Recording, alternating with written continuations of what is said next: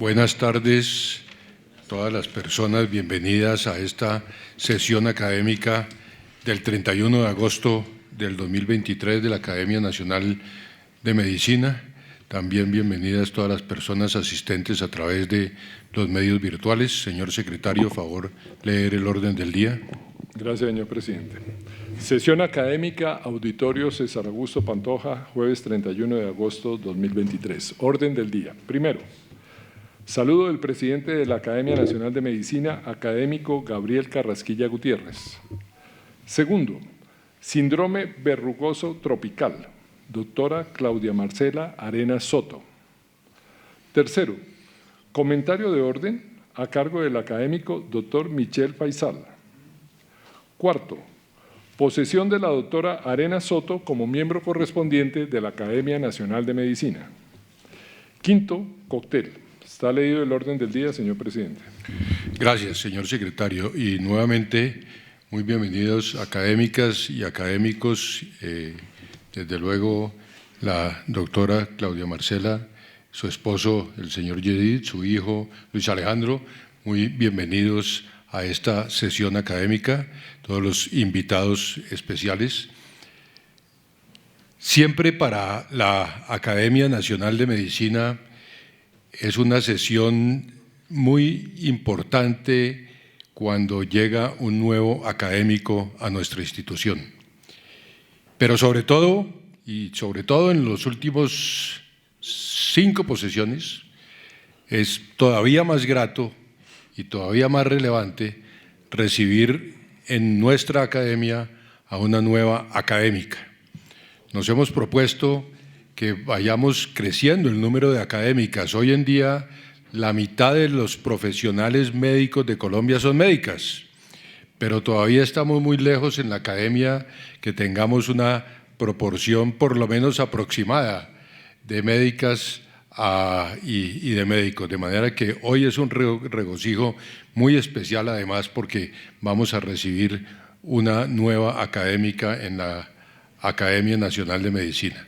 Conversaba ahorita con la doctora Marcela antes de ingresar de lo importante que es para nosotros tener un nuevo académico, una nueva académica en nuestra institución, pero también de los compromisos que un nuevo académico, una nueva académica, como en el caso de la doctora Claudia Marcela, en este caso, representan.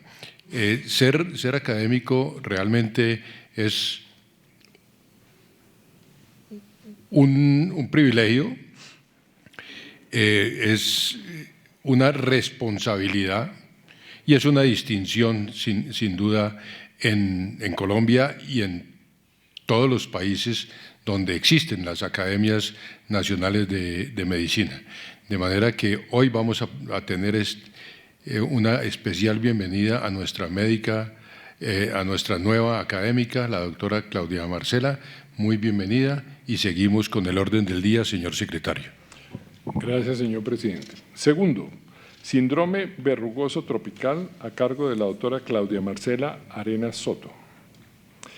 La doctora Claudia Marcela Arenas Soto es de profesión médico cirujano de la Universidad Militar Nueva Granada, tiene una especialidad en dermatología de la Universidad Militar Nueva Granada y una segunda especialidad en docencia universitaria por la Universidad Militar Nueva Granada. Pertenece a la Asociación Colombiana de Dermatología y Cirugía Dermatológica, al Colegio Ibero-Latinoamericano de Dermatología. Entre los cargos que ha ocupado, dermatóloga del Instituto Figura, Piel y Láser, dermatóloga del Centro Dermatológico Federico Lleras Acosta, docente Universidad Militar Nueva Granada, docente titular de la Fundación Universitaria Sanitas, docente ad honorem de la Pontificia Universidad Javeriana, instructor asociado de la Universidad del Rosario, presidente del Consejo de Acreditación y Recertificación en Dermatología y presidente de la Asociación Colombiana de Dermatología. Ha sido secretaria de la Asociación Colombiana de Dermatología y vicepresidente de la misma asociación. Ha recibido múltiples distinciones, entre ellas el primer puesto al concurso de residentes, al 27 Congreso Colombiano de Dermatología y Cirugía Dermatológica, primer puesto en el concurso de trabajo libre en Congreso Colombiano de Dermatología y Cirugía Dermatológica. Doctora Claudia Marcela estamos muy atentos a escuchar su presentación sobre el síndrome verrugoso tropical. Muchas gracias.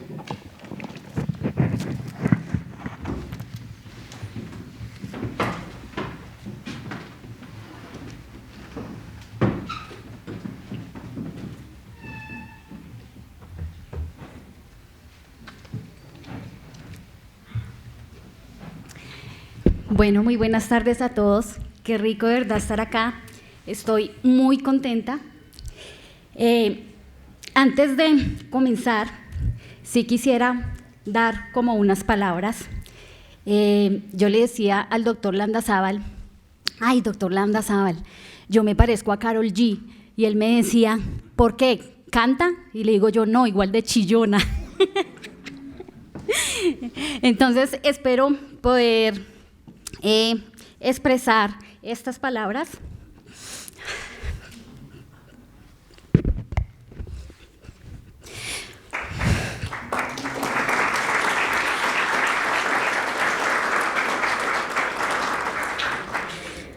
Bueno, en primer lugar, pues quiero agradecer a Dios por su constante guía y protección en cada paso de mi camino, por cada día que me ha brindado, por las pruebas que ha puesto frente a mí para fortalecerme y por las bendiciones que ha derramado sobre mi vida.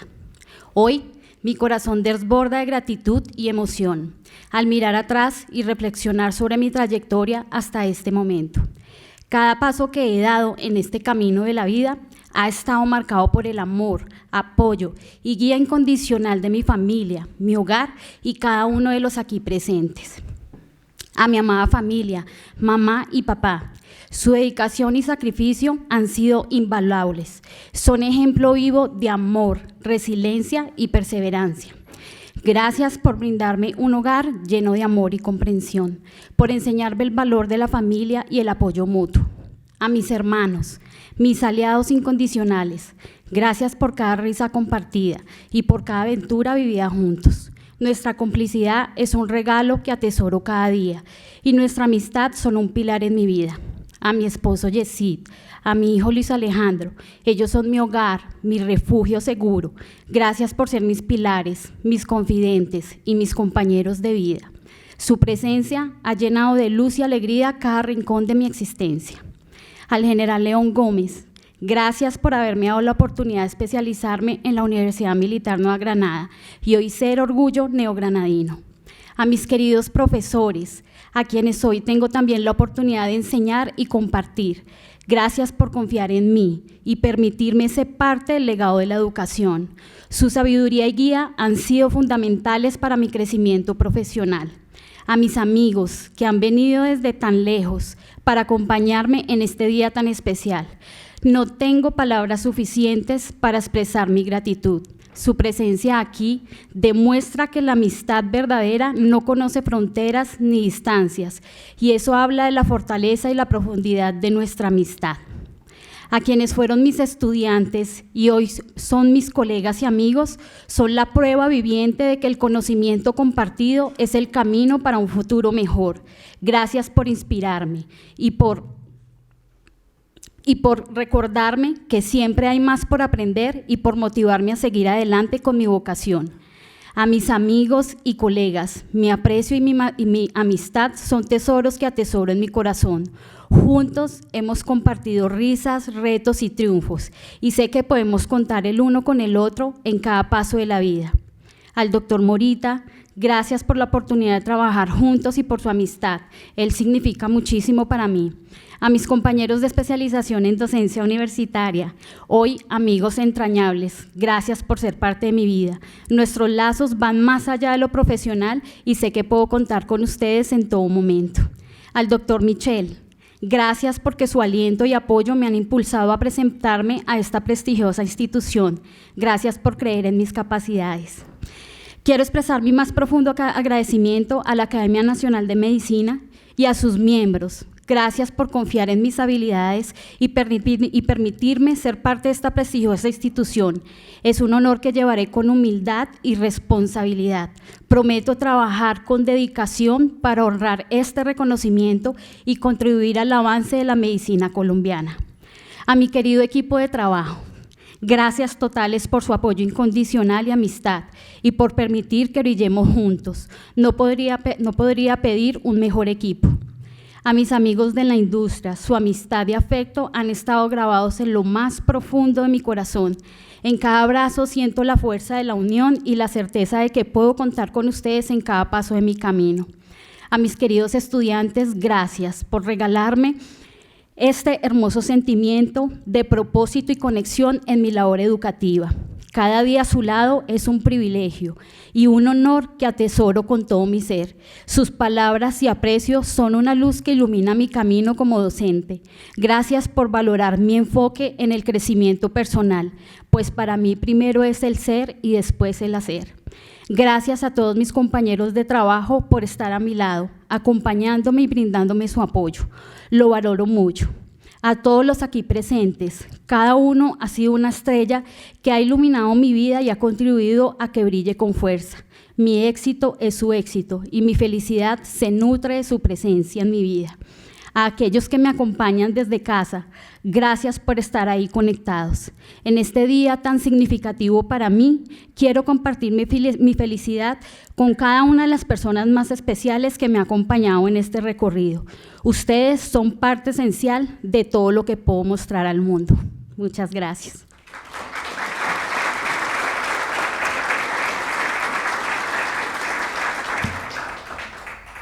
Bueno, me tomé la mayor parte del tiempo con mis palabras, pero pienso que tenía que decirle verdad a todos gracias. Esto está en los libros, pero muchas de las cosas que yo les voy a decir no están en los libros, porque es parte de la experiencia que yo he adquirido a través de los años manejando la consulta del Centro Dermatológico Federico Lleras Acosta en leishmaniasis.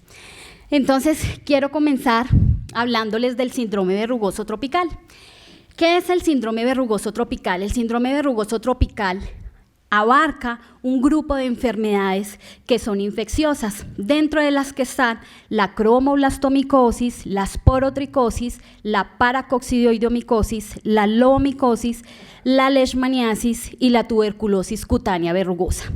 Dentro del síndrome verrugoso tropical existen otras enfermedades que hacen parte de los diagnósticos diferenciales, pero que no se incluyen dentro de este síndrome porque no son exclusivas del trópico, como son la infección por micobacterias no tuberculosas y el carcinoma escamoso verrugoso. ¿Qué tienen en particular todas estas lesiones? Cada vez que nos llegue un paciente o que ustedes vean un paciente que les consulta con lesiones verrugosas, lo más importante es identificar que generalmente estas lesiones se localizan en las áreas que quedan expuestas, en la cabeza, en las manos, en las extremidades, en todas aquellas áreas que quedan expuestas. Entonces es importante que tengamos en cuenta eso. Adicionalmente, el espectro clínico de todas estas enfermedades es muy parecido. Si ustedes ven, todas son esas placas verrugosas, costrosas, y los diagnósticos, a pesar de que se ven igual, son diferentes. Entonces va a depender mucho de la experticia que cada uno de nosotros adquiera cada vez que estos pacientes nos consulten. Por ejemplo, este primer paciente es una paciente con una esporotricosis muy parecida a este segundo, que es una cromoblastomicosis. Este otro paciente que es un paciente con una tuberculosis verrugosa cutis, que no hace parte del síndrome verrugoso tropical, pero que está dentro de los diagnósticos diferenciales. Este que es otro paciente con una lobomicosis y un paciente con una leishmaniasis. Ahora, están estos otros dos pacientes que es un carcinoma escamocelular verrugoso y una infección por micobacterias, que también hacen parte de los diagnósticos diferenciales de este síndrome verrugoso tropical. Ahora, en cuanto al diagnóstico del síndrome verrugoso tropical, tiende a ser un desafío. ¿Por qué? Porque resulta que los hallazgos histológicos de este tipo de lesiones cutáneas, lo que uno ve en la histología, también el dermatopatólogo lo ve en la microscopía. Y es esa hiperplasia pseudoepiteliomatosa, que es este aumento en esa capa córnea. Adicionalmente, es un infiltrado inflamatorio nodular con formación de granulomas. Todas esas entidades hacen lo mismo. ¿Qué es importante aquí? también la experticia del dermatopatólogo, y por eso es muy importante tener esa conexión entre los especialistas, los clínicos y también los dermatopatólogos para poder orientar los diagnósticos y hacer diagnósticos tempranos y tratamientos oportunos.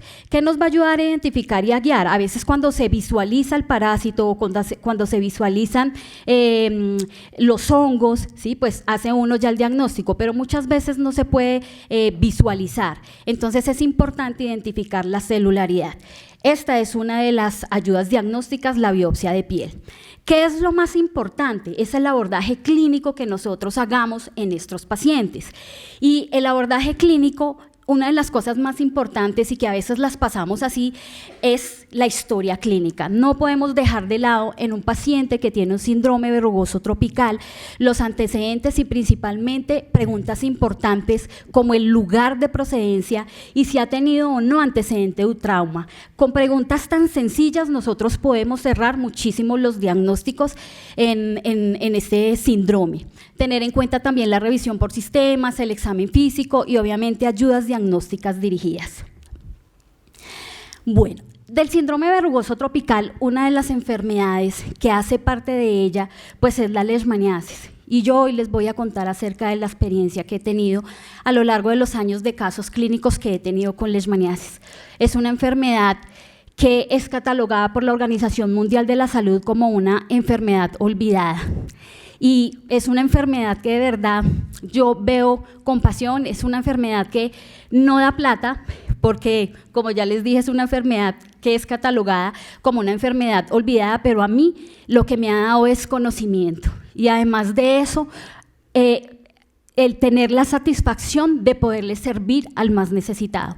Y eso no lo podemos dejar de lado, porque ustedes ven cómo estos pacientes rebotan de un lado a otro, hasta que llegan donde alguien que les hace el diagnóstico y les da el tratamiento. Esto es una enfermedad que debería tratarla desde atención primaria, pero muchas veces no es así. Y ahorita con tantas barreras en nuestro sistema de salud, pues siguen llegando los pacientes como uno no espera que llegaran a estas alturas.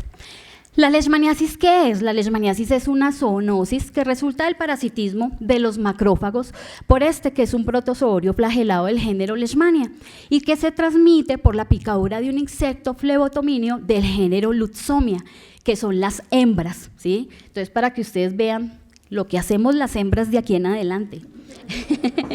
Esto es algo que yo aprendí de mis soldados, entonces quiero contarles que cada vez que ellos llegaban a la consulta y uno les preguntaba, bueno, y cuéntame usted por qué viene. No, doctora, yo vengo porque me picó el PM. Y yo, ¿el PM? Y yo decía, bueno, pero pues es porque le dicen el PM. Resulta que ellos me explicaban que el PM es la policía militar y ellos tienen las botas blancas y resulta que la hembra tiene sus patitas blancas. Entonces ellos dicen, ¡ah, me picó el PM! Se conoce como la mosca de la arena, pero me causó curiosidad y desde ahí ya nunca más se me olvidó. En cuanto a su epidemiología, es una enfermedad que es endémica en todo el territorio nacional, excepto en San Andrés Islas y Bogotá. La prevalencia, pues la principal forma es la cutánea. Hasta la semana del periodo epidemiológico de este año, que es julio, más o menos este periodo 7, se han reportado 2.142 casos. Los departamentos que más reportan son Santander, Guaviare y Boyacá. Es una enfermedad que afecta principalmente a los hombres, a Dios gracias. El régimen subsidiado es el más vulnerable.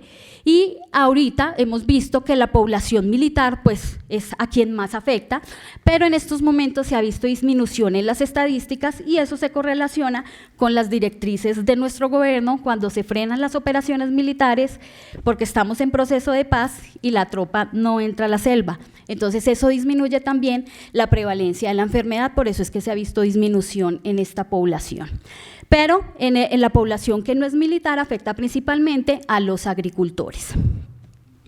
En cuanto a las manifestaciones clínicas de la enfermedad, esto es lo que nos muestran siempre los libros, que generalmente inicia como esto, que es esta pepita, que se llama pápula, que posteriormente se ulcera, que es de bordes bien regulares, definidos, acordonados, el centro es granuloso, que no duelen y que se localizan en esas áreas expuestas. Pero no siempre esto es así. Esto es lo lindo, esto es que ojalá uno le llegara siempre así, uno ya dice, ¿de dónde viene todo? Es una leishmaniasis. Pero no siempre es así. Vienen las formas verrugosas que pueden afectar cualquier parte, la cara, ¿sí? Existen estas otras presentaciones. No siempre vamos a ver esa úlcera típica, sino otras lesiones que son ulceradas, costrosas, esas placas edemato-edematosas que pueden afectar cualquier parte de la superficie corporal. El espectro clínico es muy amplio, la verdad. A veces también nos llegan a la consulta pacientes que uno lo ve a la clínica y uno dice, bueno, sí, el diagnóstico clínico puede ser una leishmaniasis, el paciente estuvo paseando, la biopsia, uno ve el reporte de patología, bueno, concuerda también con el reporte de patología, al hacer la correlación clínico-patológico de este paciente, leishmaniasis cutánea verrugosa.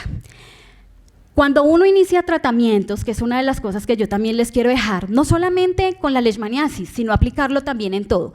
Un paciente que uno diagnostique, que le inicie un tratamiento y que uno vea que ese es el tratamiento que está indicado y que son pacientes que no tienen respuesta al tratamiento, este es el paciente, a los 7 días de estar recibiendo tratamiento con glucantime, ¿qué debe hacer uno? En todo, replantee el diagnóstico. Entonces, en este paciente replanteamos el diagnóstico, frenamos el tratamiento, revisamos láminas de patología y el paciente lo que tenía era una histoplasmosis.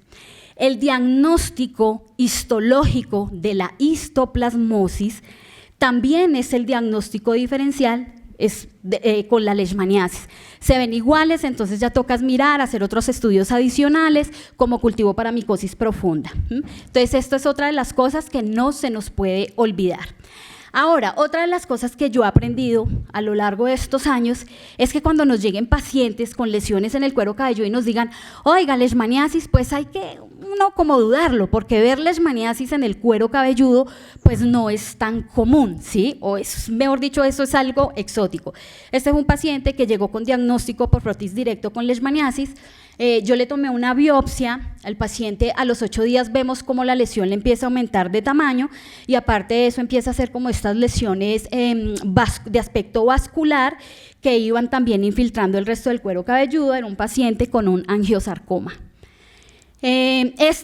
Otro paciente también con esta úlcera en el cuero cabelludo, ¿sí? También con diagnóstico histológico y clínico de leishmaniasis, un paciente con una histoplasmosis. Entonces, mire cómo es de importante, nosotros no vemos exámenes, nosotros vemos pacientes y nosotros vemos también paraclínicos. Es muy importante la correlación clínico-paraclínico y ver toda esa evolución en nuestros pacientes. La leishmaniasis también, como les dije, que afecta a todas las áreas expuestas. En la oreja, ustedes no esperen encontrar en las orejas las lesiones típicas de la úlcera con el borde elevado, bonito, infiltrado, no. Se ven estas placas que son ulceradas o placas eritematosas, edematosas, y por el edema tienen esa exudación serosa que puede después, cuando son lesiones más crónicas, volverse costrosas y acompañarse o no de estas adenopatías regionales. Entonces, ustedes ven cómo eso puede evolucionar si nosotros no hacemos diagnósticos tempranos. Pues imagínense cómo les va a quedar la oreja a esos pacientes y las secuelas que quedan cuando uno no hace diagnósticos tempranos y tratamientos oportunos. Otra de las cosas que yo he aprendido es que en las extremidades, lo que son manos y pies, las lesiones tampoco vemos las úlceras típicas y en las manos se ven muy parecidas en los pies, que son estas placas eritematosas, edematosas, costrosas, que pueden ulcerarse con diferentes grados de profundidad que pueden exponer también al músculo, y en el pie también se ve igual. Entonces, no esperen encontrar en esas áreas las lesiones pues típicas que nos describen en los libros. Existen también otras formas clínicas de la leishmaniasis difusa y la leishmaniasis diseminada. ¿De qué depende la manifestación de cada una? Del espectro clínico y de la polaridad de la respuesta inmune. En uno el paciente está con inmunodeficiencia, en otro el paciente tiene su sistema inmune un poco más fortalecido, entonces las manifestaciones clínicas pues van a ser diferentes. Este es un paciente con una leishmaniasis diseminada y ella es una paciente con una leishmaniasis anérgica difusa. En cuanto a la leishmaniasis linfangítica, entonces algo característico en la leishmaniasis linfangítica es que siempre tiene esta úlcera distal y a partir de esa úlcera salen estos nódulos escalonados que siguen esa distribución linfangítica y que puede estar acompañado o no de estos cordones fibrosos. A lo largo de los años yo he visto que el principal diagnóstico diferencial de esta leishmaniasis linfangítica es la esporotricosis, es el principal diagnóstico diferencial. En la clínica, ¿cómo se puede ayudar uno? Las lesiones de esporotricosis son más supurativas que las de la leishmaniasis y adicionalmente las lesiones de leishmaniasis se acompañan más de ese cordón fibroso. Son pacientes que uno les palpa y se les ve este cordón fibroso, cosa que no muchas veces hace la esporotricosis. Entonces son cositas chiquitas que cuando uno puede tener en cuenta, cuando uno tiene en cuenta, puede abordar el tratamiento de estos pacientes. Otras variantes de la leishmaniasis es la leishmaniasis mucosa. En la leishmaniasis mucosa, ¿qué otra cosa he aprendido yo? Que en la leishmaniasis mucosa generalmente pues, se caracteriza por ese eritema, ese edema, la infiltración. Son pacientes que pueden tener perforación septal. La perforación es mucho más anterior que posterior, por eso ellos se les cae la punta de la nariz y hacen deformidad en nariz de tapir. Dentro de las cosas que me han llegado en mi consulta, esta fue una paciente que llegó, que tuvo diagnóstico clínico histológico de leishmaniasis mucosa. Cuando yo la veo, yo digo, eso no es una leishmaniasis mucosa. Paro el tratamiento, revisamos láminas de patología y era una paciente que tenía un linfoma NK, ¿sí? Esta paciente me enseñó un montón, porque otro de los diagnósticos diferenciales en la histología de la leishmaniasis son los linfomas, porque también hace granulomas, todo. El diagnóstico ya más para enfocarlo, toca hacerle marcadores de inmunistoquímica y la paciente me decía, ay, gracias doctora, porque menos mal no tengo leishmaniasis. Y yo por dentro decía, Dios mío, ojalá hubiera tenido una leishmaniasis y no un linfoma. Entonces son cosas de las que uno aprende. La leishmaniasis no hace esta destrucción tan terrible, no hace esos bordes tan infiltrados, no hace esos huecos en la nariz. La leishmaniasis deforma sí, infiltra sí, perfora también, pero no hace este tipo de lesiones. Entonces ténganlo en cuenta y siempre acuérdense que uno ve pacientes y hace correlación clínico para clínica. Las secuelas también, las cicatrices, no siempre uno ve la cicatriz linda, pues la cicatriz atrófica, irradiada, redondita, bella, hermosa, no. Siempre un paciente que ustedes le sospechen leishmaniasis mucosa, hay que empelotarlos y buscarles la cicatriz, porque son pacientes que han tenido antecedentes de una leishmaniasis cutánea.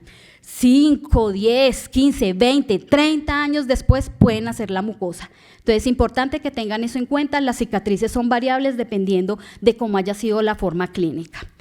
Este es el espectro de otra leishmaniasis cuando compromete las mucosas, en los labios no se ve igual, se pueden ver estas placas eritematosas, edematosas y se ven muchas formas costrosas en la mucosa labial y erosionadas.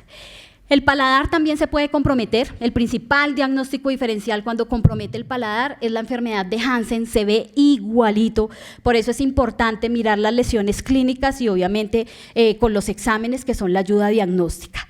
¿Qué otra cosa he aprendido? Que la leishmaniasis, cuando infiltra la mucosa oral, ¿sí? el paladar blando, generalmente lo hace en todo el paladar, pero no lo hace localizado, que diga, venga, yo le afecto un pedacito de paladar. No, lo hace y lo compromete completo, como ustedes ven acá, desde la parte del paladar blando, ahí en la parte posterior de la úvula y como ven en estas otras.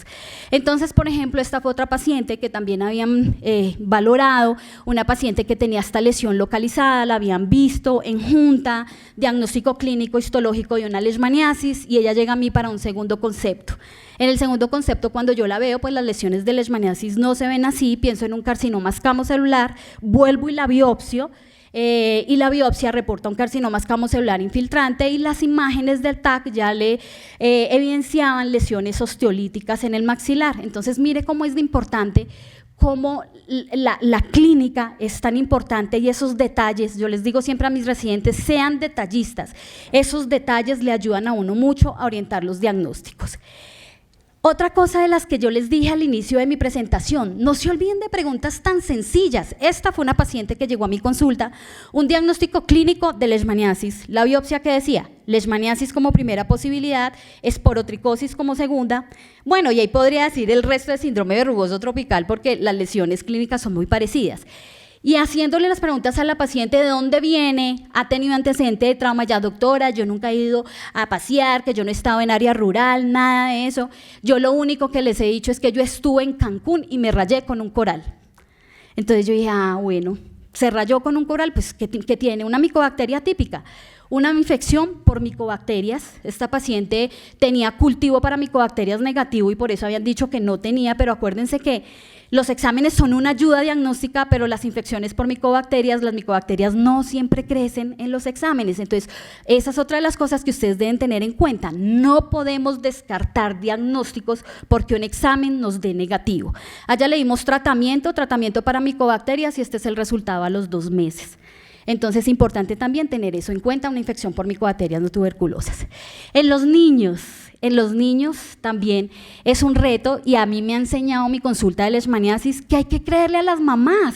Todos estos niños voltean, llegan de haber brincado de un lado a otro y la mamá dicen siempre, yo le dije al doctor que tenía leishmaniasis, pero no me creen. Y yo, bueno, sí, tienen leishmaniasis.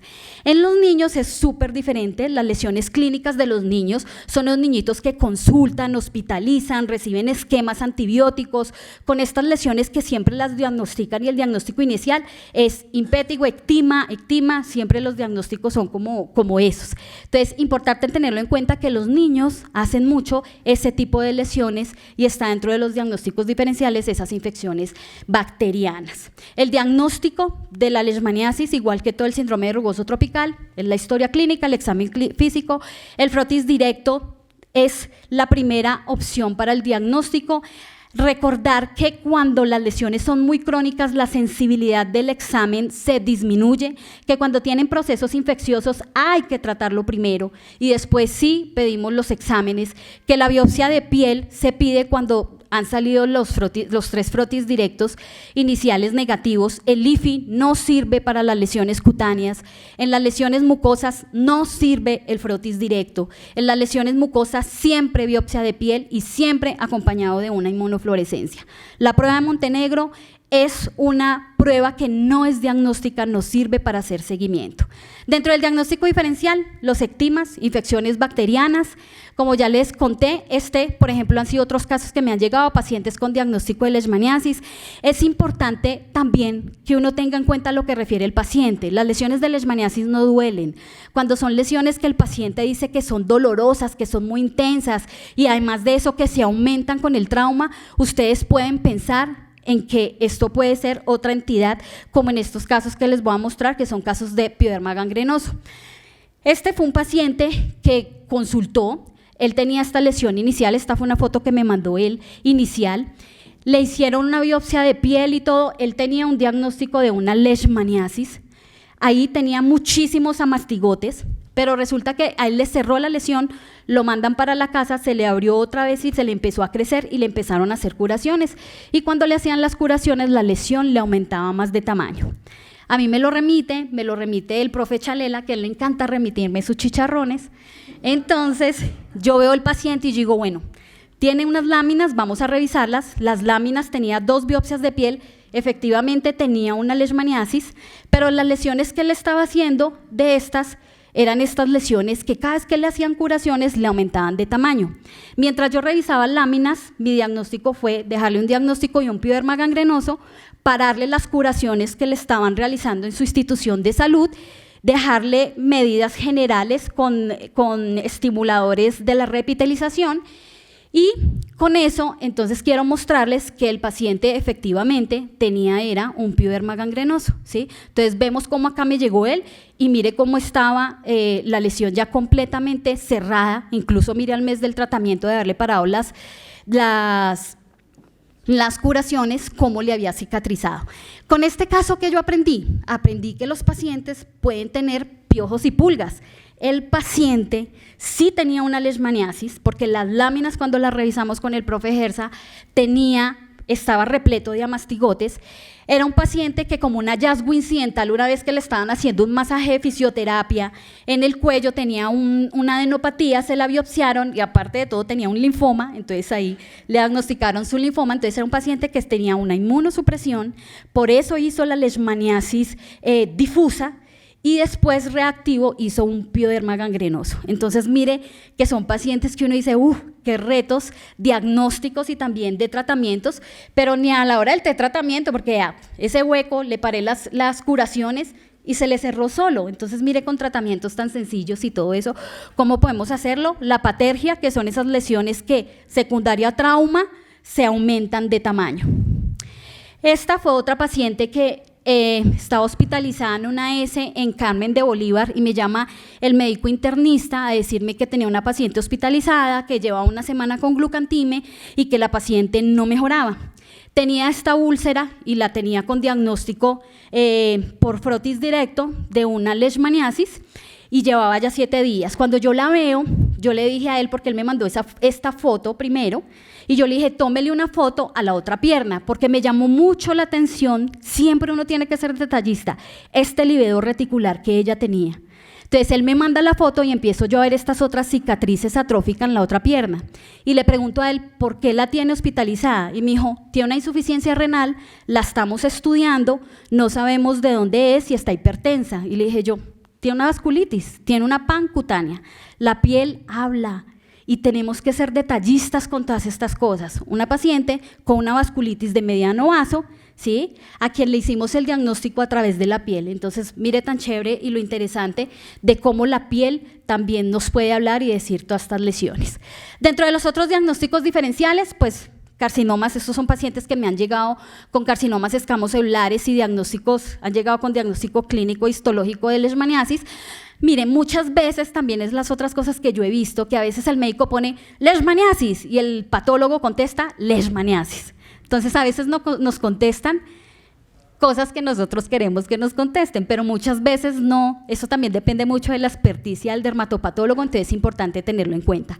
Carcinomas vasocelulares dentro de los diagnósticos diferenciales. Este fue otro paciente que me llegó con diagnóstico clínico histológico de una leishmaniasis cutánea. Yo lo volví a biopsiar porque, acuérdense, así como se ve en la nariz, también se ve en la piel. Estos bordes tan acordonados, grandes infiltrados, no lo hace la leishmaniasis. Este es un paciente que tenía también un linfoma. Entonces es importante que ustedes tengan en cuenta que los linfomas sí hacen estas lesiones tan destructivas, esos bordes tan infiltrados, la leishmaniasis no. Y ya para terminar quiero dejarles este algoritmo. Recordemos que la leishmaniasis cutánea, que todas estas lesiones cutáneas verrugosas en las áreas expuestas, es importante tener en cuenta toda la anamnesis del paciente, la ocupación, el antecedente epidemiológico, si han tenido un antecedente de trauma, picadoras de insecto, sospechar todos los diagnósticos diferenciales, recordar que todas estas hacen parte del síndrome verrugoso tropical, excepto la tuberculosis verrugosa cutis y el carcinoma verrugoso. Esas no hacen parte de ese síndrome verrugoso tropical, está dentro de los diagnósticos diferenciales. El diagnóstico, la biopsia de piel es esencial, el cultivo también es esencial y muchas veces tenemos que acudir a estudios microbiológicos. Muchas veces son un reto porque ni la biopsia nos ayuda y todos los cultivos son negativos. Entonces es un reto diagnóstico de verdad el síndrome verrugoso tropical. El diagnóstico definitivo pues finalmente nos va a dar cómo nosotros vamos a dar el tratamiento de acuerdo a cada agente causal. Estos son varios libros en los que he tenido la oportunidad de participar. Este fue un libro de leishmaniasis que escribimos con el profesor Gersaín Rodríguez y otros colegas del Centro Dermatológico Federico Lleras Acosta. Este libro de Dermatología General también, donde tuve la oportunidad de escribir varios capítulos, y este atlas interactivo de la leishmaniasis de la Organización Panamericana de la Salud, donde también tuve la oportunidad de participar por Colombia aportando nuestra experticia con nuestros casos clínicos. Y termino mi conferencia diciéndoles que dependiendo de donde veamos las cosas, la percepción de la realidad puede ser muy diferente y todos no vemos las cosas de la misma forma, pero lo importante es hacer diagnósticos tempranos y tratamientos oportunos por el bienestar de nuestros pacientes. Muchísimas gracias. Esta es la forma en que nuestro cerebro aprende. A mí me encanta enseñar porque cada vez que yo enseño, el 95% del conocimiento se me queda aquí. Y ustedes que están allá sentados, viéndome y escuchándome, solo se les queda la mitad de lo que yo les dije. Pero bueno, para eso también están los libros. Muchísimas gracias por su atención.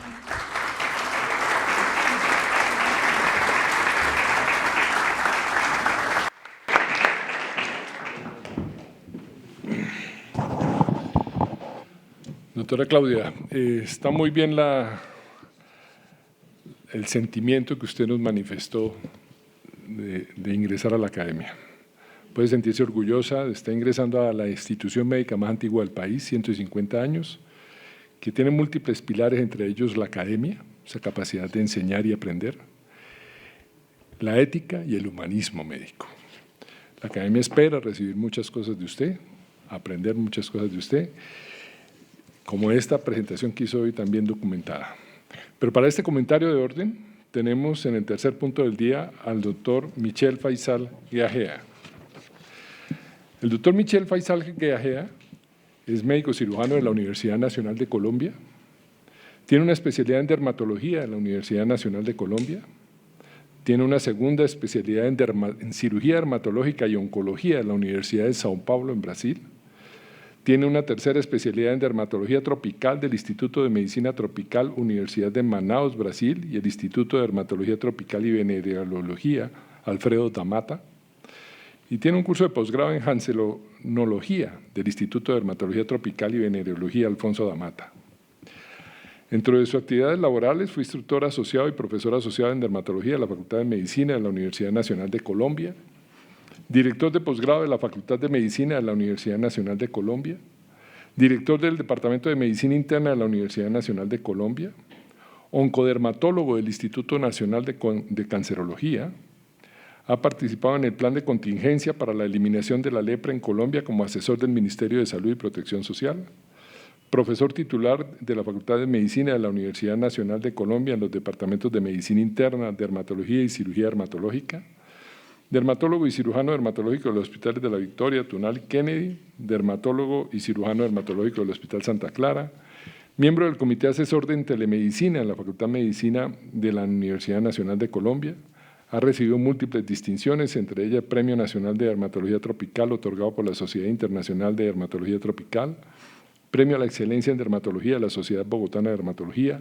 distinción en docencia dermatológica de la Asociación Nacional de Internos y Residentes ANIR durante 5 años y miembro honorario de la Asociación Colombiana de Neurología.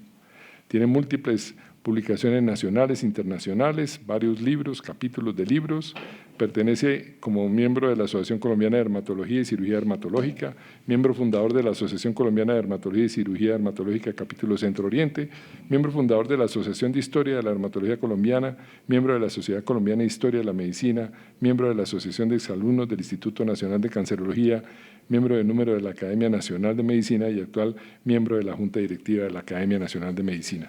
Como ustedes pueden ver, es un experto nacional e internacional en la materia, doctor Michel Faisal. Usted más que todos para comentar este trabajo.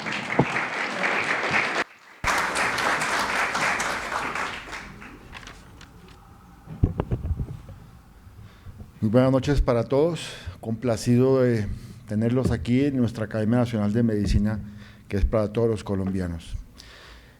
Doctor Gabriel Carrasquilla, presidente de la Academia Nacional de Medicina, doctor David Vázquez Aguat, vicepresidente de la Academia, profesor Zoilo Cuellar, ausente, doctor Gustavo Landazábal, secretario de la Academia Nacional de Medicina, doctora Claudia Arenas, su querida familia, su esposo, sus hijos, sus padres, sus hermanos, señores académicos, invitados especiales, señoras y señoras, grupos de dermatólogos de Colombia, de Bogotá e internacionales. Para mí es un privilegio ser el comentarista de esta sesión académica que ya nos dio la doctora Claudia Marcela Arenas. Más que un reto, es una responsabilidad y quiero compartir con ustedes algunas de las experiencias que nos han movido en el transcurrir de esta área de la medicina tropical, en este caso dermatología tropical. Síndrome verrugoso tropical posiblemente se le debe este acuñamiento de este nombre al profesor Amado Saúl, que fue dermatólogo, ya fallecido en el 2015 en México, y que fue de los primeros que comenzó a hablar del síndrome verrugoso tropical. Él le acuñó 3 designaciones, entre ellas las que desafortunadamente no se consideran ahora, como la tuberculosis verrugosa cutis, la paracoccidioidomicosis y la cromomicosis. Con eso inició el diagnóstico de eso. Posteriormente se vino enriqueciendo, como ya la doctora Claudia Marcela nos ha demostrado a través de su conferencia, todos estos aspectos. Síndrome es el conjunto de signos y síntomas comunes a una o a varias enfermedades. Y la palabra verrugoso hace referencia a vegetaciones, a lesiones que se configuran unos aspectos verrugoides, vegetantes, pero como lo decía el doctor Amado Saúl, También se pueden ulcerar, se cubren de costras hemáticas, melicéricas y pueden exudar de esa condición.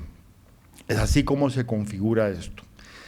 Tropical, la palabra tropical fue dada por los europeos cuando llegaron a las Américas, específicamente a Centro, Suramérica, y por supuesto a nivel de tropical en África. Se llamó tropical porque era todo lo que estuviera fuera del contexto dentro de las enseñanzas de lo común y corriente de la medicina europea.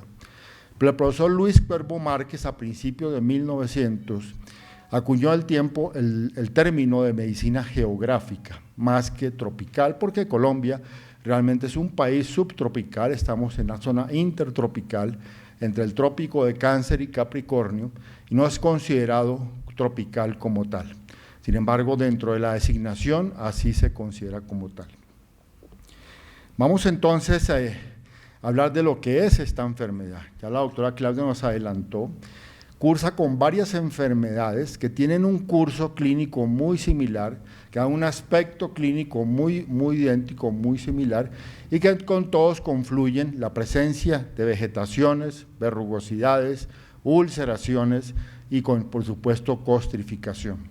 Este es el caso de un paciente con leishmaniasis, un joven con leishmaniasis en su lesión primaria, o la forma mucocutánea en una forma de reactivación de la leishmaniasis. Son lesiones entonces verrugoides que dan este aspecto a nivel de esas consideraciones.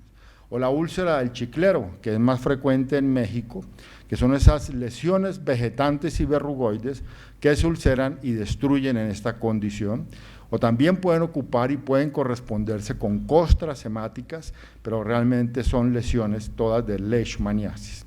O la forma anérgica cutánea anérgica americana, que es producida por la forma mexicana amazonensis, en la cual la anergia hace su predominio y permite entonces que los pacientes desarrollen varias lesiones verrugoides, costrificadas, algunas de ellas ulceradas, que muchas veces pueden llevar a la muerte de los pacientes. Esta es la otra forma de leishmaniasis. O el compromiso a nivel de la mucosa bucal, que da ese aspecto verrugoide, que es una estomatitis de forma verrugoide, localizada a nivel del paladar duro, entre el paladar blando, que es la ulceración típica de esta forma de la enfermedad. Otras formas de síndrome verrugoso tropical son la esporotricosis que fue descrita hacia 1800 por un estudiante de medicina, el doctor Benjamin Schenck. Fue estudiante de medicina y descubrió la enfermedad. Sin embargo, él terminó siendo ginecólogo y se frustró la dermatología siendo ginecólogo. Esta es la forma de la esporotricosis, que conlleva una forma fija de esporotricosis, dando lesiones verrugoides. La esporotricosis puede ser cutánea, puede ser una forma extracutánea. Esta es una forma extracutánea de la enfermedad. En la dermatología se ocupa también de enfermedades sistémicas, y esta paciente cursa con estas formas verrugoides de esporotricosis sistémica con compromiso oral, compromiso óseo y compromiso multisistémico de esta enfermedad. El otro diagnóstico diferencial de la síndrome verrugoso tropical es la cromomicosis, que anteriormente se llamaba cromoblastomicosis. Esta es una entidad descrita principalmente o básicamente en Brasil por Alessandrino Moraes Pedroso, y conforma 5 tipos o muchos más de esos, pero las más frecuentes es la Fialofora verrugosa, Cladosporium carrioni, Rhinocladiella aquaspersa, Fonseca pedrusoi y Fonseca compactum.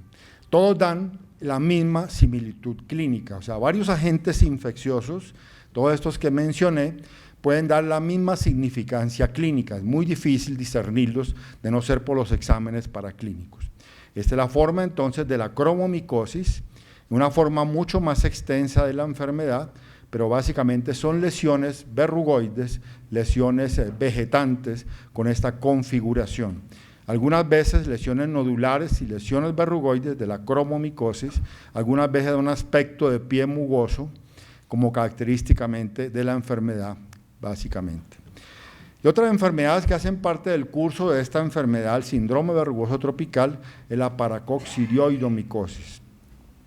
paracoccidioidomicosis, que fue descrita por el doctor Adolfo Lutz en Brasil también, cursa primero con una enfermedad pulmonar. Entonces el diagnóstico se basa en la enfermedad pulmonar, que son lesiones muy parecidas a las formas de la tuberculosis, que es un infiltrado retículo nodular con concentración a nivel de los ápices y también con agravamiento del del mediastino, como ustedes pueden observar por las adenopatías mediastinales. Paracoccidioidomicosis, que se disemina a varios órganos y entre ellos, por supuesto, la piel. Ya esas lesiones a nivel de la boca, a nivel de la nariz, a nivel de estas estructuras, y da una forma a nivel del paladar que es la estomatitis moriforme de Aguiar Pupo, también brasileros que describen esta enfermedad y se confunde mucho con leishmaniasis. O la enfermedad de antiguamente llamada de Jorge Lobo, o la lobomicosis, que fue descrita por el doctor Jorge Lobo en Pernambuco, en el estado de Pernambuco, en el año 1931, y se consideraba que era una enfermedad producida por el Paracoccidioides loboe. Después, por los estudios posteriores del profesor Carlos da Silva Lacaz, que estuvo en Bogotá, un gran micólogo y profesor mío en esta área de la medicina tropical, gracias a él entonces se le debe el término de lacasiosis, en honor al profesor Lacaz, Carlos da Silva Lacaz. Y son enfermedades que se asemejan mucho a las enfermedades que hemos visto. Esta es una forma muy diseminada de lacasiosis o lobomicosis, que también pueden comprometer, como ya lo decía la doctora Claudia Arenas, lesiones expuestas. Fíjense que casi todos hemos hablado de lesiones expuestas a los agentes físicos. Lesiones a nivel auricular bastante comprometedoras o lesiones cutáneas como en esta forma un poco más fijas que están en esa característica, la lobomicosis o la lacasiosis. Y las formas de tuberculosis, en este caso el lupus vulgar, que es una forma de tuberculosis, una forma hiperérgica. La tuberculosis se conforma en un espectro clínico muy similar a la enfermedad de Hansen o la lepra, una forma hiperérgica o unas formas anérgicas. Y esta es la forma del lupus vulgar, que da también aspectos de tipo verrugoides, vegetantes, como esta característica. Ya la enfermedad de Hansen o la lepra, que es un espectro de tipo polar, en las formas hiperérgicas, las formas anérgicas, tuberculoides o lepromatosas, y las formas borderline. Son lesiones que también dan verrugoides, son lesiones verrugoides, algunas lesiones ulcerativas, eritema nudoso ulcerativo, una forma bastante severa de la enfermedad. Y ya posteriormente se acuñaron otras enfermedades del síndrome verrugoso tropical, como es el carcinoma escamocelular, en la cual se asienta sobre una úlcera crónica. Y aquí todo paciente con una úlcera crónica debe examinarse por el médico porque tiene riesgo de malignizarse, riesgo de transformarse en la enfermedad, aparte de infecciosa, una enfermedad neoplásica muy agresiva, que es el carcinoma escamocelular. Y se caracteriza por lesiones vegetantes, sangrantes, malolientes, tan malolientes que muchas veces los médicos no lo examinan por ese olor que es difícil de poder soportar. Es la característica de esta enfermedad, carcinoma escamocelular, que se desarrolla a nivel glúteo, a nivel perianal o a nivel de las piernas, que dan un aspecto también verrugoide, y está asociado al líquen plano, una enfermedad a la cual estamos acostumbrados a visualizar. Y como se trata de mostrar algo de experiencia, quiero mostrarles algo sobre el tratamiento de estas enfermedades. Esto lo publicamos en un libro lanzado aquí en este seno, en la Academia Nacional de Medicina, sobre este libro, sobre micosis de interés clínico y su diagnóstico diferencial.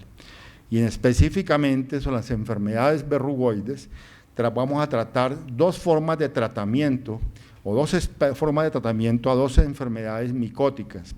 Siempre se considera que como tratarse de una enfermedad infecciosa, casi siempre el tratamiento tiene que ser antimicrobiano o antimicótico, antiparasitario o antiviral.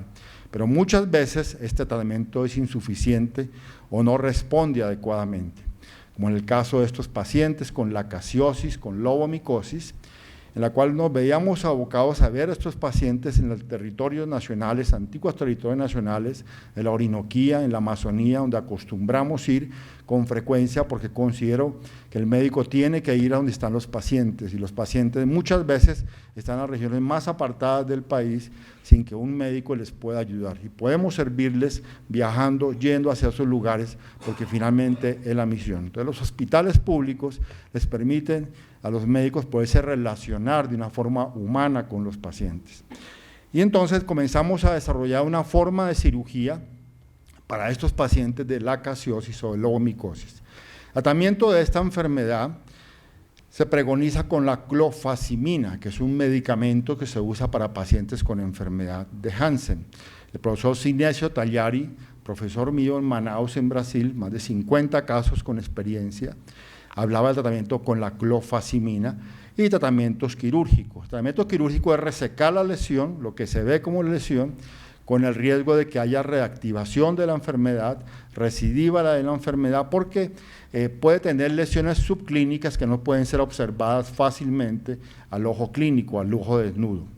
Por lo tanto, pensamos que se podría crear la cirugía micrográfica de Mohs, que fue desarrollada para el tratamiento del cáncer de la piel, carcinomas vasocelulares, escamos celulares, melanoma, dermatofibrosarcoma protuberans y algunos otros más. Entonces desarrollamos esta forma de intervención quirúrgica basados en dos principios.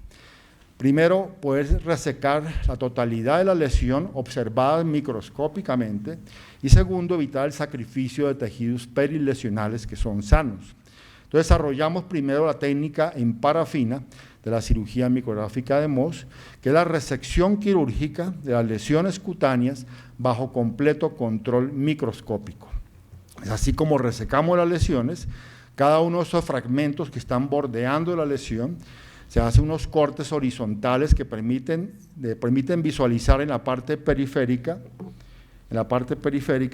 se puede visualizar la parte cutánea y la parte profunda, el músculo, tejido celular subcutáneo. Si juntamos todos esos fragmentos se van a unir y van a confluir realmente alrededor de esta lesión, que es la lesión inicialmente que teníamos que ver. Entonces, estos fragmentos van a confluir. Inicialmente lo hacíamos en parafina, porque pensábamos que todavía no teníamos la suficiente experiencia para hacer en congelación en este tipo de enfermedad. En la parafinización es un poco más lenta de la enfermedad, demora un poco más de tiempo porque el diagnóstico histopatológico que lo hacemos en conjunto con el patólogo, el dermatólogo tiene habilidades también histopatológicas y que le permiten visualizar de una forma interesante los tejidos, tanto no solamente desde el punto de vista cutáneo, sino más allá de lo que los ojos pueden ver. Ya después la reconstrucción con un injerto de piel total determinado a partir de la región inguinal. Ya la cirugía es hija de la medicina interna, pero también es hija de la cirugía. La dermatología también es hija de la cirugía. Cada vez más los dermatólogos en el mundo están haciendo procedimientos quirúrgicos bastante importantes y con una buena determinación para el tratamiento de sus pacientes. En este caso le hicimos injertos al paciente y posteriormente la reconstrucción total. Con la doctora Alejandra Telles estudiamos este paciente que tiene lacasiosis, lobomicosis, a nivel del pabellón auricular, tenía compromiso a nivel del hélix, antehélix, la concha del hélix, la concha auricular, una lesión que era bastante difícil de poderla extirpar y erradicar en esta forma. No sé quién le contó que hacía cirugía de Mohs en esta forma de leishmaniasis, pero confluimos con ella. Era residente en esa época, una brillante residente en esa época, no sé ahora brillante dermatóloga, por supuesto.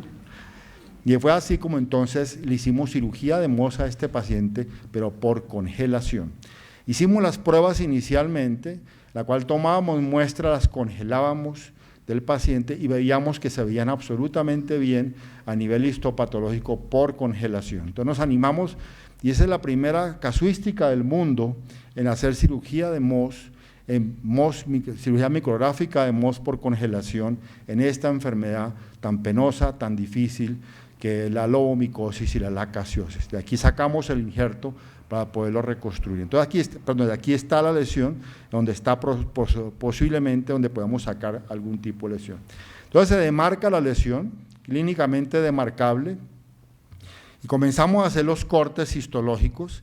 Cada uno de esos cortes fueron congelados histopatológicamente, inmediatamente congelados y vistos al microscopio. Aquí en el microscopio ya teníamos aviso de qué se podía observar y aquí vemos la fotografía tomada directamente del lente del microscopio con el doctor Luis Alejandro Zárate, patólogo del Hospital de Kennedy. Esto lo comenzamos a hacer aquí en Bogotá y después lo estamos haciendo en otras partes donde haya esta paciente, esta enfermedad.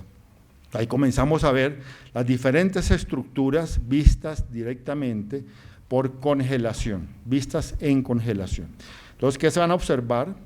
Granulomas de células epitelioides, alrededor de los granulomas linfocitos, algunos plasmocitos, y pueden observarse algunas estructuras importantes, que son esas estructuras birrefringentes de doble pared, estas estructuras de doble pared birrefringentes, algunas conformando rosarios, pero no como el Paracoxilioides brasilensis, que dan las figuras en timón de barco, que son estas levaduras, estados levaduriformes con doble pared birrefringencia, que son típicas de la lacaciosis. Se ha hecho el cultivo de la lacaciosis, no se hace de una forma rutinaria. Este es ya el estado final del paciente. Otra forma de tratamiento también quirúrgico, que es el área que nos envuelve en este momento, es en pacientes con cromomicosis.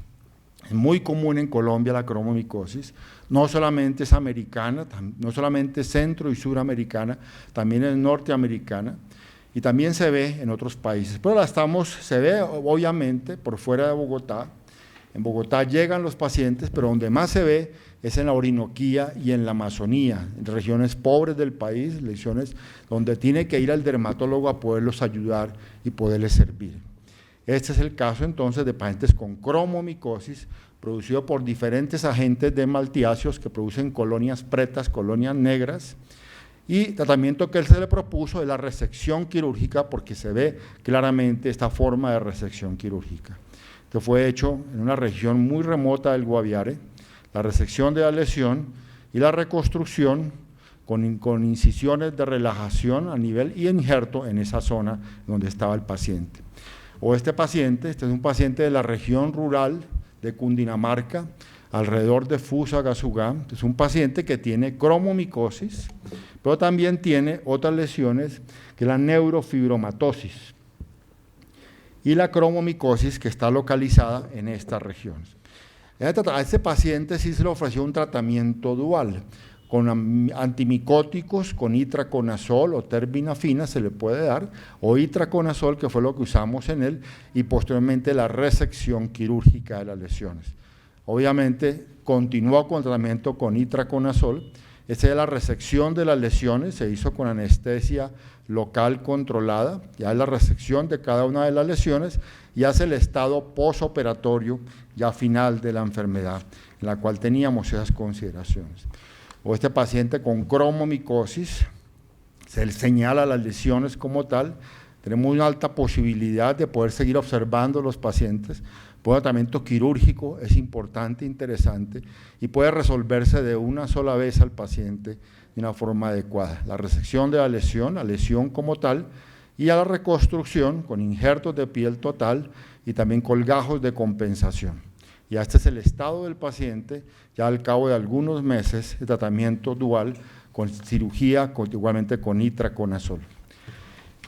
Estamos aquí para homenajear a la doctora Claudia Marcela Arenas, pero no solamente a la doctora Claudia Marcela Arenas, es a todos los dermatólogos que lo vamos a homenajear en nombre de la doctora Claudia Marcela, todos mis compañeros de dermatología, porque la doctora Claudia Marcela Arenas se va a posesionar hoy como dermatóloga, de las pocas dermatólogas que tenemos aquí en la Academia Nacional de Medicina.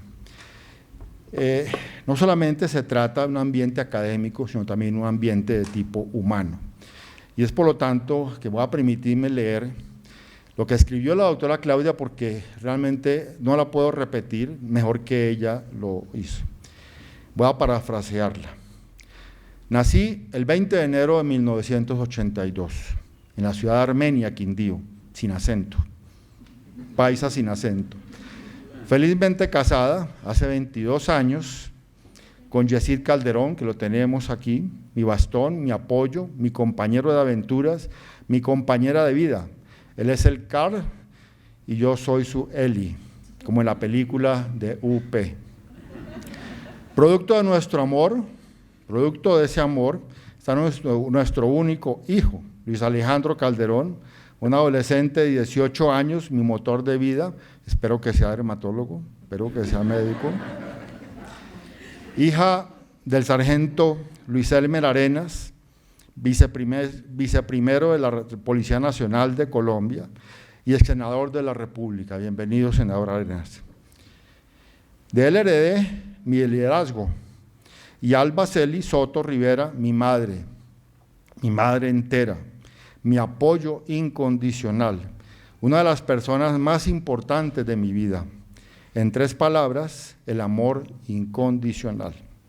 Soy el resultado de sus excelentes pautas de crianza. A ellos debo mi ser y gran parte de mi hacer. Tengo 4 hermanos, Sandra Milena, la mayor, hola, y 2 hermanos menores, Paula Andrea y Paulo Andrés. Bienvenidos.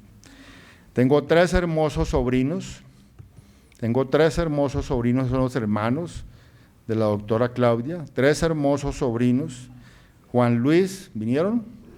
Juan Luis, Santiago y Samuel. Doctora Claudia Marcena, bienvenida a la Academia, su Academia Nacional de Medicina.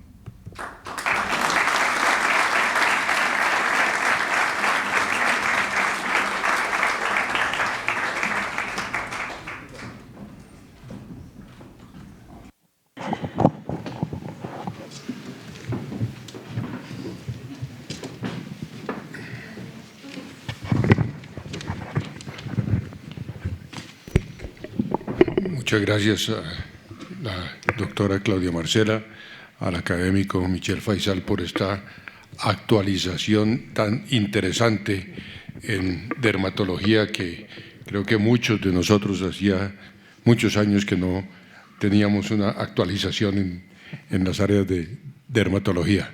Mil gracias. El siguiente punto en el orden del día, señor secretario.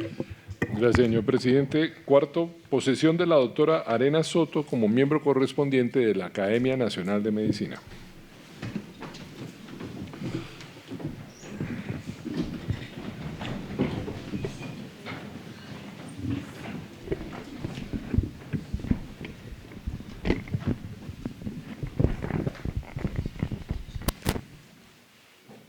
Doctora Claudia Marcela, ¿promete usted, como miembro correspondiente de esta Academia Nacional de Medicina, cumplir con las normas institucionales que la rigen? Sí, lo prometo. Si así lo hiciere, ella y la patria agradecerán su obra y en ellas su nombre será enaltecido. Bienvenida, nueva académica.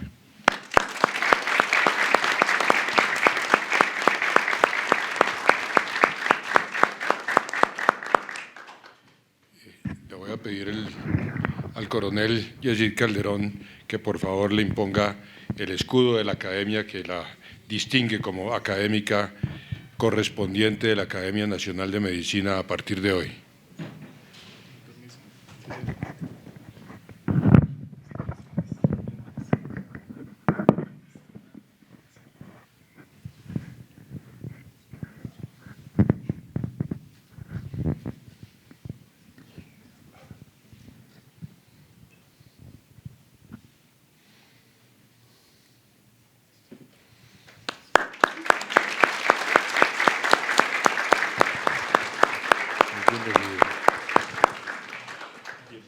Y le voy a pedir a el tesorero de la academia y quien hizo el comentario de orden y su colega, el doctor Michel Faisal, que le haga entrega del diploma que la acredita como miembro correspondiente de nuestra academia. Doctora Claudia Marcela, es usted depositaria de este diploma que la hace meritoria miembro de la Academia Nacional de Medicina. No sin antes decirle que la felicito y eso usted lleva el nombre de muchos y todos los dermatólogos del país en esta academia. República de Colombia, Academia Nacional de Medicina. La Academia Nacional de Medicina de Colombia ha conferido el título de miembro correspondiente a la doctora Claudia Marcena Arenas Soto, y les pide el presente diploma de acuerdo con los estatutos. Bogotá, 31 de agosto de 2023. Firma el señor presidente, el vicepresidente, el secretario general, el canciller de la orden y el tesorero. Doctora Claudia, felicitaciones.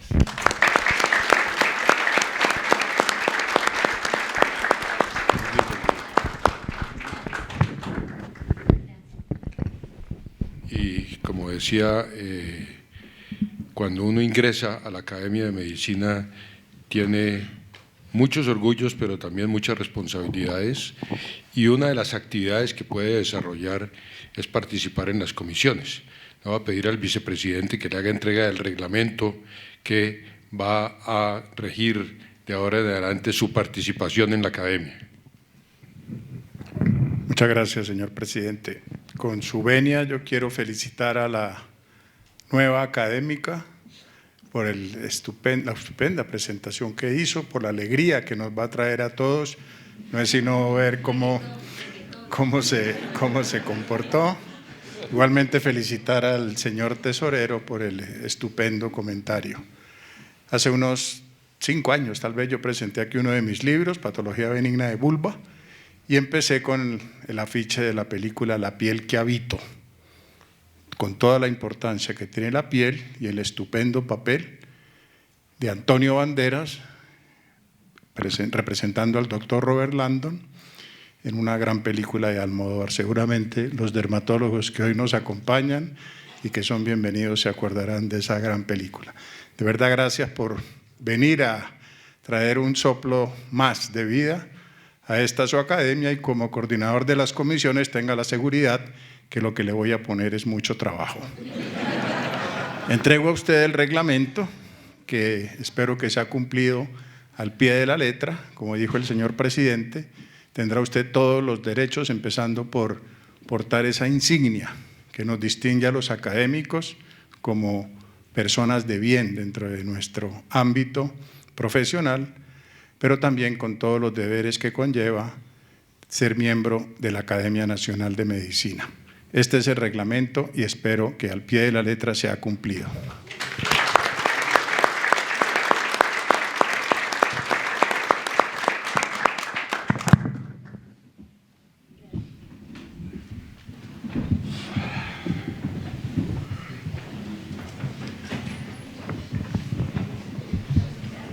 Bueno, muchas gracias a todos por la participación.